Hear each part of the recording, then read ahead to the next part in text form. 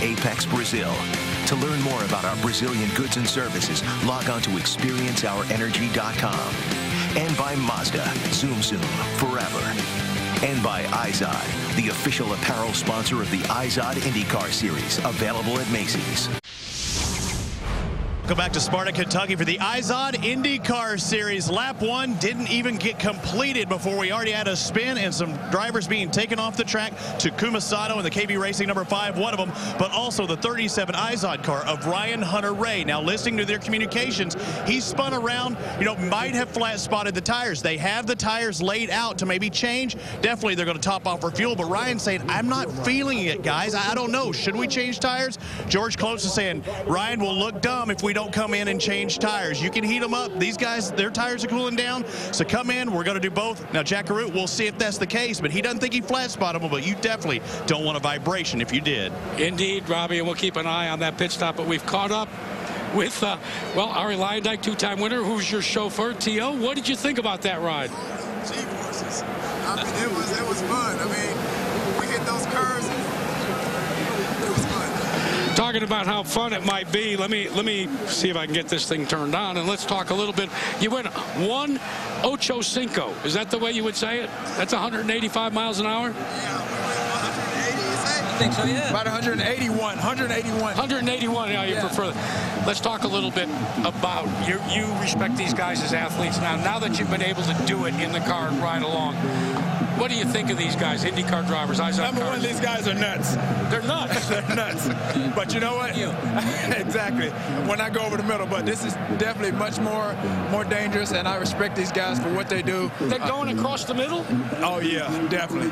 Because, I mean, you're going at a lot of speed here, and you one false mix-up, you're crashing.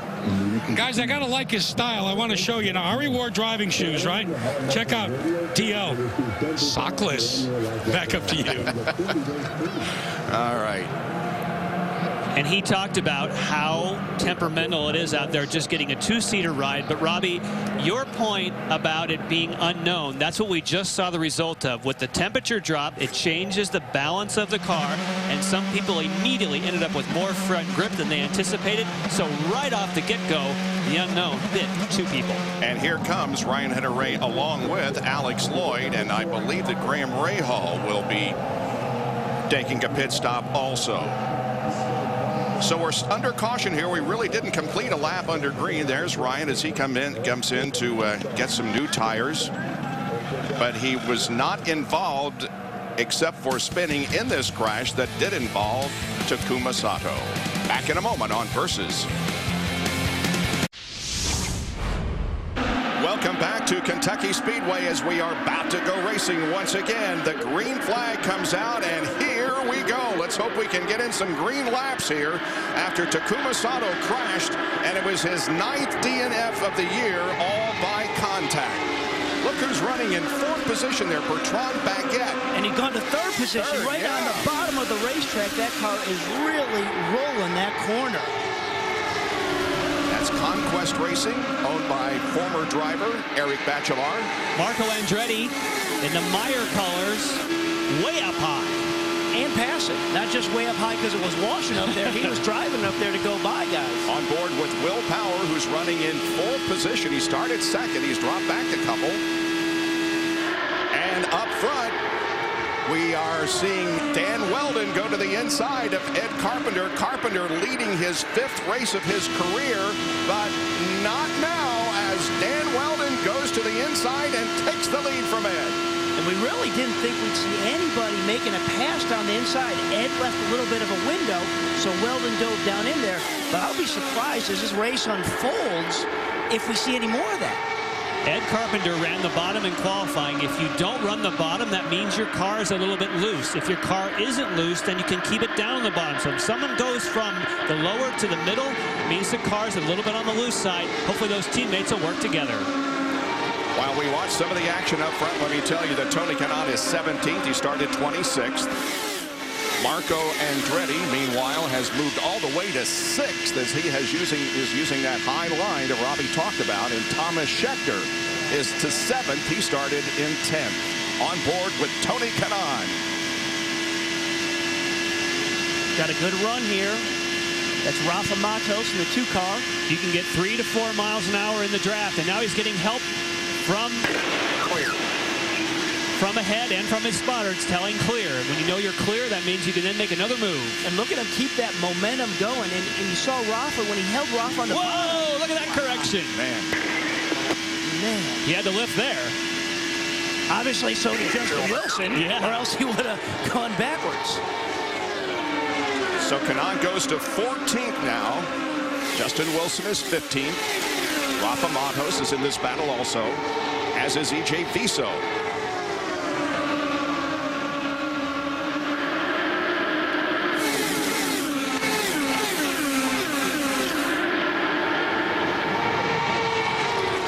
Good battle between the 3rd place car of Baguette and Will Power, with whom we are on board now.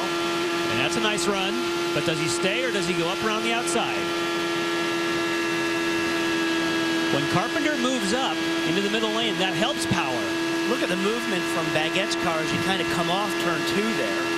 What a great weekend going for Conquest, though. Yeah. He is right there running with Team Penske.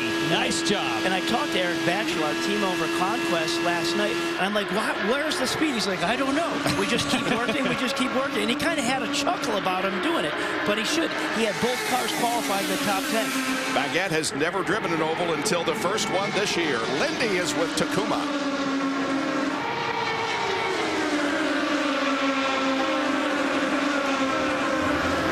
Takuma, you asked to see the replay because I asked you what happened. You said you really don't know. No.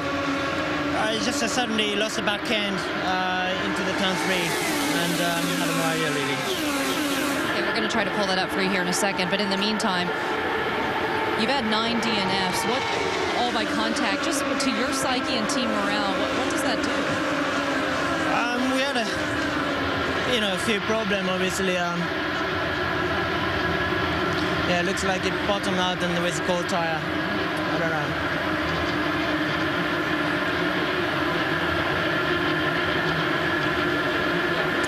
Yeah, I mean, things didn't get together, really. It was really unfortunate. Obviously, we learned so many things from what we made mistake, but this is something completely unexpected. When you come each week, is it easy to forget about the DNFs and all that's happening, or is it just always in your mind? It is difficult. It is difficult. Not going to help for your confidence either. But every weekend we pick up a really good positive as well. And every time, it's new things, and I don't know. You just try to learn everything possible. Particularly for this race, I was going to be. I felt a good race, because you need to be. Because just before to Japan, Indy Japan, that you need to carry good momentum. But unfortunately, I couldn't do it. Takuma, thank you. We'll see you there. Thank you. Bob? All right, Takuma Sato, a former Formula One driver, a rookie in the IZOD IndyCar Series this year. There is Marco Andretti battling alongside Baguette. Ryan Hunter-Reay, who was spinning in that Sato crash, has moved up to 17th position. Back in a moment.